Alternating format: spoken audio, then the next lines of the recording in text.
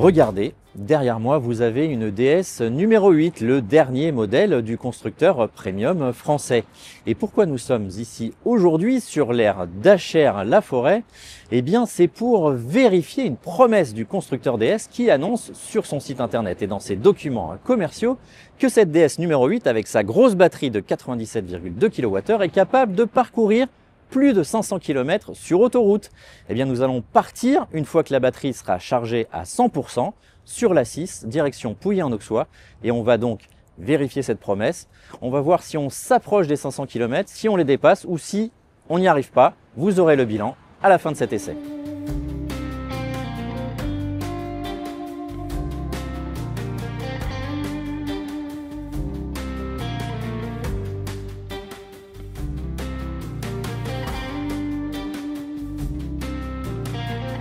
Et bien voilà, nous sommes partis de cette aire d'Achères-la-Forêt où nous avons rechargé donc à 100%. Et ce que je peux vous dire, c'est que ça a été très long de passer de, moi j'ai regardé un petit peu les chiffres, de passer de 83% à 100%, ça a duré plus d'une heure.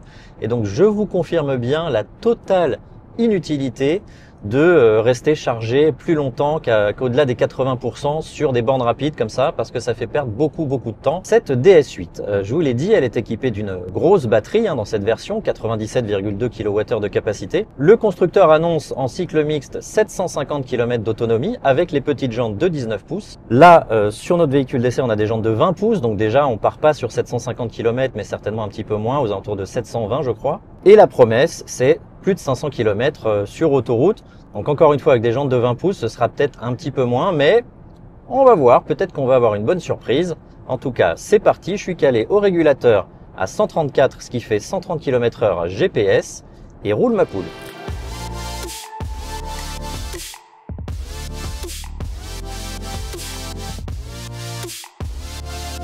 Bon alors 34 km parcourus seulement depuis qu'on est parti de l'air, mais j'ai déjà une petite remarque sur la façon dont la voiture calcule un petit peu la consommation et l'autonomie. Alors déjà pour vous dire, bon, on a fait donc 35 km, je suis à 23 kWh de consommation moyenne, donc toujours calé à 134, on n'a pas baissé d'1 km/h. Et j'ai consommé 5% de batterie, là je suis à 95%, en ayant parcouru donc 35 km. Bah, si on fait le calcul, eh ben, on est à plus de 600, voire pas loin de 650 km d'autonomie là sur l'autoroute.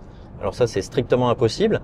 Donc il faut croire que la DS numéro 8 recalcule de façon assez bizarre, ou en tout cas pas très rapide, l'autonomie restante, puisqu'elle m'annonce encore 643 km d'autonomie, ce qui est strictement impossible avec une consommation de 22,9 kWh au 100 maintenant, et la capacité de la batterie de 97,2 kWh, je précise.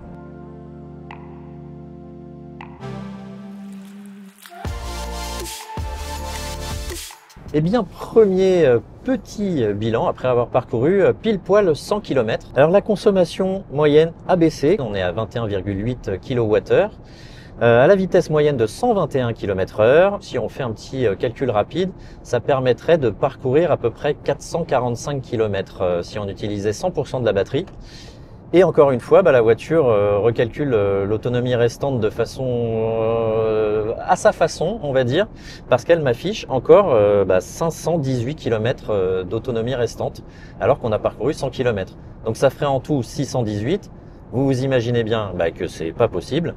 Et donc on s'attend à ce que la voiture recalcule petit à petit par rapport à la consommation moyenne. C'est vrai qu'il y a tout un historique, les calculs sont assez compliqués, mais à mon avis ça va baisser beaucoup plus vite sur la suite du parcours. Bon, je profite de ce trajet malgré tout pour vous parler de la voiture en elle-même. On n'est pas là que pour l'autonomie maximale. Alors cette DS numéro 8, qu'est-ce qu'elle donne sur le grand ruban? Écoutez, ça se passe plutôt bien. C'est une voiture qui est très confortable sur l'autoroute. Niveau suspension, il n'y a rien à dire. Niveau insonorisation, on a quelques tout petits bruits d'air à 130 km/h.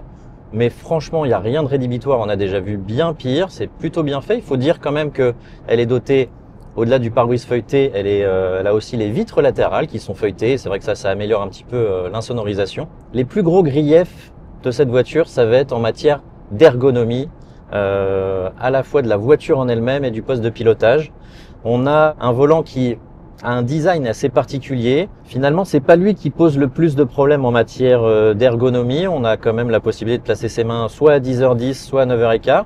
Et les satellites de commande, bah, ils gênent pas au niveau de, ils sont quand même assez éloignés de la jante. Et on peut accéder à toutes les fonctions avec le pouce. Mais alors pour le reste, on a des poignées de porte qui sont verticales et ça c'est très troublant et c'est vraiment pas très pratique pour fermer la porte et pour l'ouvrir surtout. On a la poignée pour l'ouvrir qui est séparée d'ailleurs. On a aussi un système multimédia qui est pas le plus simple à utiliser. Il est pas très rapide par contre, il a quand même des temps de latence parfois entre le moment où on appuie sur une touche et le moment où la fonction arrive. C'est pas aussi rapide que ce qu'on trouve chez Renault ou chez BMW, Audi et Mercedes, les marques premium qui sont concurrentes de DS et qui ont des systèmes aujourd'hui qui sont quand même plus réactifs. Moi, je trouve que l'ambiance intérieure est assez sympathique. C'est plutôt joliment dessiné, mais voilà, c'est l'ergonomie qui pêche. Je pense que chez DS, c'est un petit peu leur credo, c'est leur leitmotiv, c'est de faire quelque chose de différent, de plus original, d'assez décalé, mais sur certains points, bah, tout simplement, ça marche pas, donc c'est pas la peine de le faire. Ah oui, en matière d'ergonomie, je termine avec la récupération d'énergie à la décélération. Alors on a des palettes au volant pour choisir son niveau de régénération au lever de pied. Il y a 3 niveaux, mais on a aussi un mode one pedal, mais qui est séparé. Le bouton, il est sur la console centrale, alors que ça aurait été si simple de mettre un 4e niveau avec les palettes au volant. Mais non, ils ont décidé de faire un bouton séparé qui est tout petit à côté du sélecteur de vitesse, qui est donc pas très facile à utiliser, appuyer dessus. Donc voilà, on se pose des questions. Qu'est-ce qu'ils ont voulu faire? Oui, certes, différent, mais c'est pas forcément meilleur que chez les autres.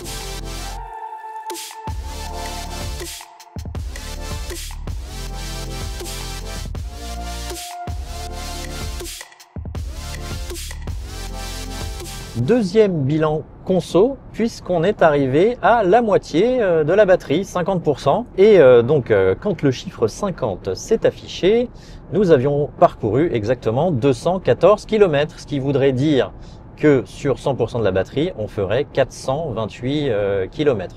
Alors on va voir au final si ce sera vraiment ça.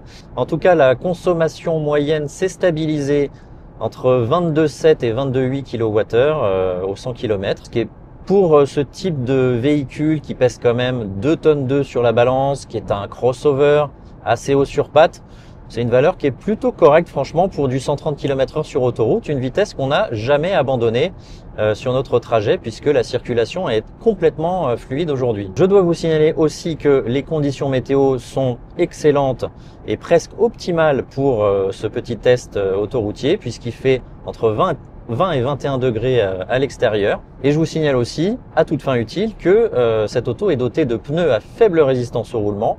Alors je vous ai dit tout à l'heure, on a des jantes en 20 pouces au lieu de 19 de série, donc ça limite un petit peu l'autonomie. Mais les pneus, eux, sont des pneus comme on dit, des pneus verts qui favorisent l'autonomie. Donc ce sont des Michelin e-Primacy pour être exact.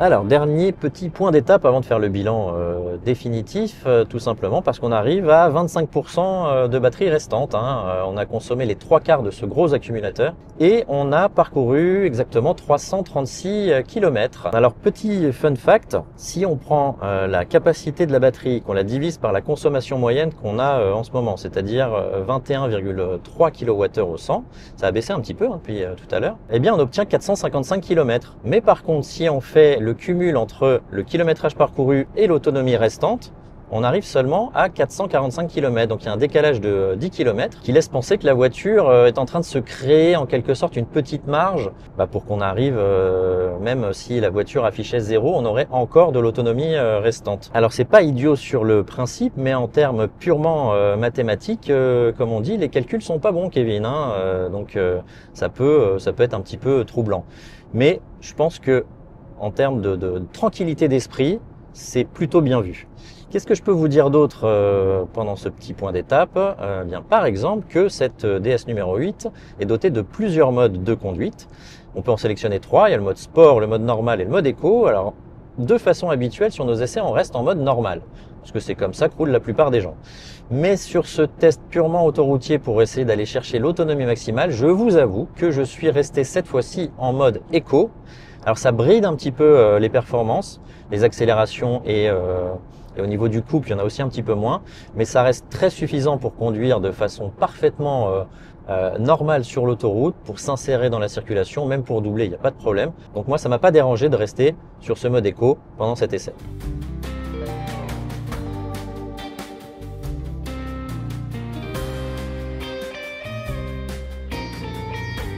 Et bien, fin de notre périple, dernier arrêt avant de recharger la voiture. Alors il nous reste quand même 7% de batterie, on n'a pas été hyper joueur, mais la prochaine aire et station de recharge était quand même à plus de 35 km, donc là ça aurait été très joueur d'aller jusqu'à là-bas. Alors niveau chiffres, nous avons consommé en moyenne précisément 20,7 kWh au 100 km sur ce trajet 100% autoroutier. La vitesse moyenne est de 123 km/h, ça veut dire qu'on est quand même resté pratiquement tout le temps au 130 km/h GPS. Et nous avons parcouru, donc avec 93% de batterie, précisément 418 km. Et l'autonomie restante indiquée par la voiture est de 34 km. Alors là, il y a un petit souci, parce que si on accumule le kilométrage parcouru et l'autonomie restante, on est à 452 km, alors que si on fait le calcul entre la capacité de la batterie et la consommation moyenne, on arrive à 469 km et même un petit peu plus. Donc il y a 17-18 km de différence qui sont un petit peu dans la nature. Et moi je considère que c'est une sorte de marge que la voiture crée pour que le conducteur serre pas trop les fesses en fin de trajet. Bilan de cet essai de la DS numéro 8. Concrètement, non, la promesse de pouvoir réaliser plus de 500 km sur autoroute n'est pas tenue.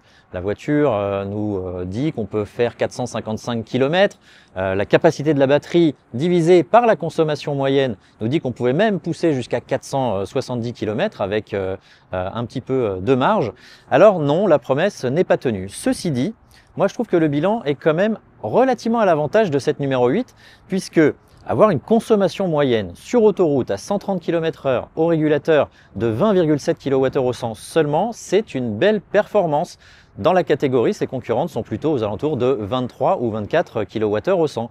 Ça nous a permis de rouler pendant presque 3h30 sans s'arrêter, sans devoir recharger, et ça, c'est une belle performance. Alors bien sûr, l'accumulateur, la batterie est grosse, elle fait, je le rappelle, 97,2 kWh de capacité, mais c'est quand même franchement appréciable de pouvoir ne pas s'arrêter toutes les heures et demie, comme on doit le faire avec une R5 par exemple, je dis ça au hasard. Alors maintenant, ce qui va se passer, c'est que je vais la brancher cette voiture parce qu'on n'a plus beaucoup de batterie et que maintenant, il faut rentrer à la maison.